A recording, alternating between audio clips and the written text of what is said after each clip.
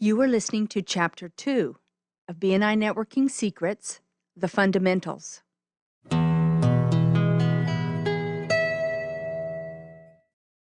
Track 1, Wind Sprints. Ivan, what's a good way for us to think about the fundamentals for BNI? Whenever I think about the fundamentals, I go back in my mind many years ago when I was in high school and I played football.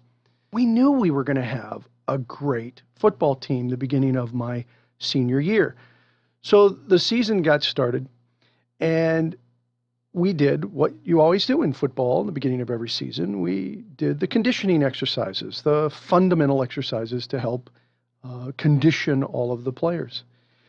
And I don't know if you ladies have ever seen football practices, especially in the beginning of the season, but there's a lot of things that are pretty consistent in football that you have to do. Do you know any of the conditioning exercises? You remember seeing all those crazy guys out there doing football? Running through the tire thing. Right. Yeah, we had to run through the tires. It's an agility drill, so, everybody's running through the tires. Hitting hard things. Yes, that was hitting hard things. Those were the pads, the tackle dummies.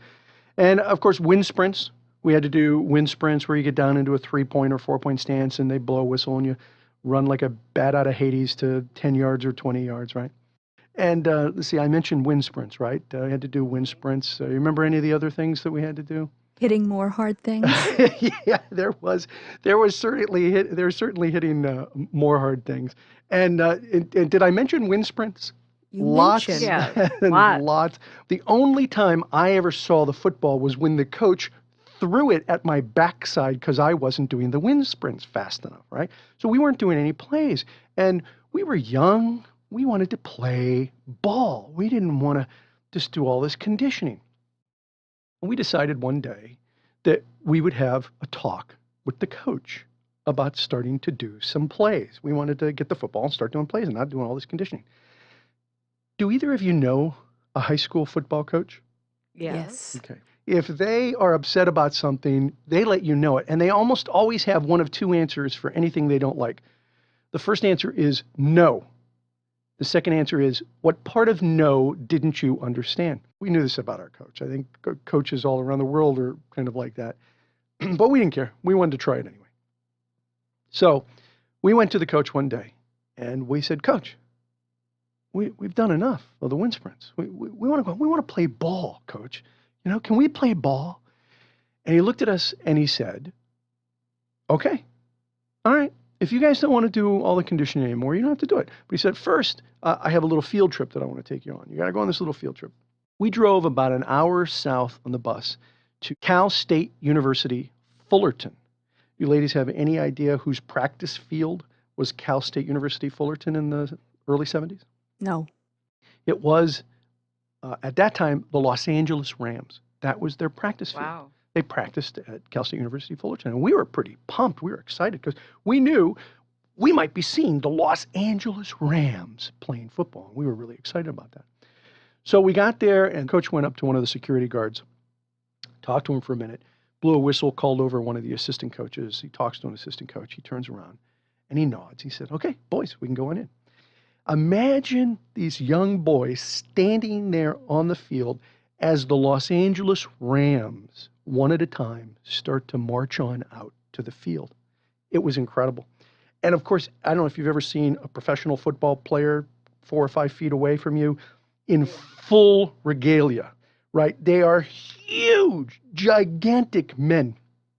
For the listeners, look around the room, find a door frame. Imagine a door frame with a helmet.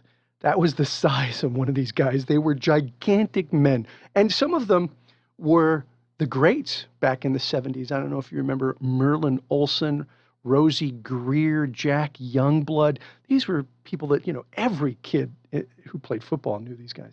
And we watched in awe as these guys march on out to the playing field.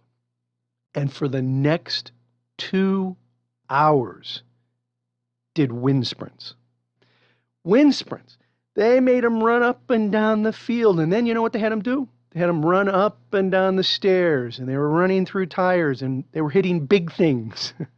They had them do not only the exact same exercises we were doing, the amazing thing is that they were doing the exact same exercises in the exact same order that we were doing them in.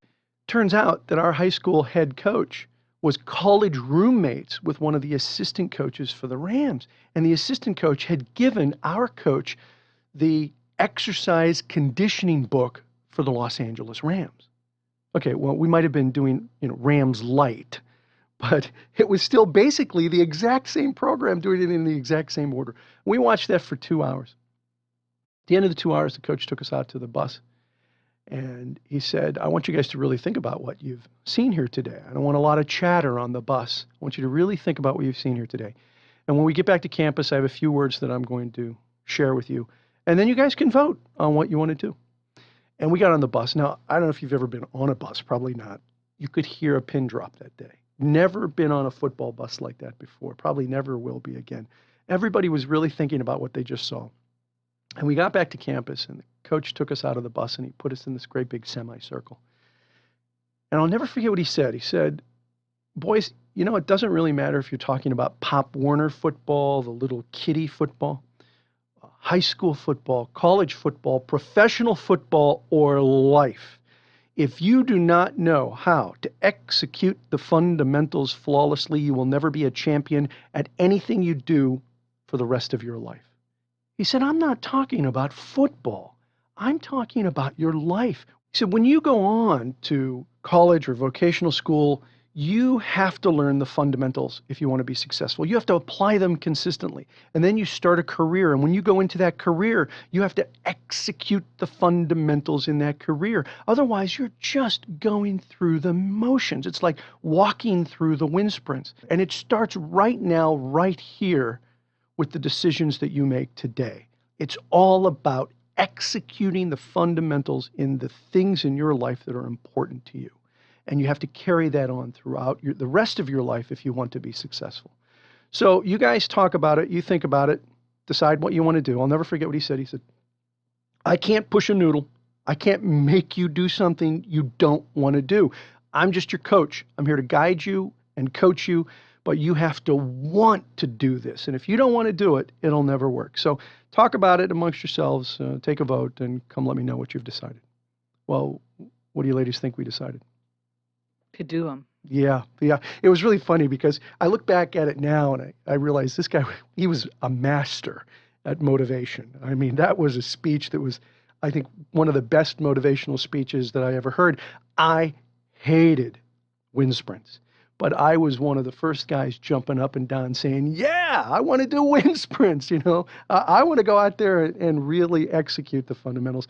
And the really amazing thing about that was that we first of all, we had a great season. It was one of the best seasons we ever had as a high school. But that really wasn't the important thing. The truth is, later in life, I look back and I realize that lesson was a lesson that I carried through the rest of my life. That if you want to be successful at anything, you have to be willing to execute the fundamentals.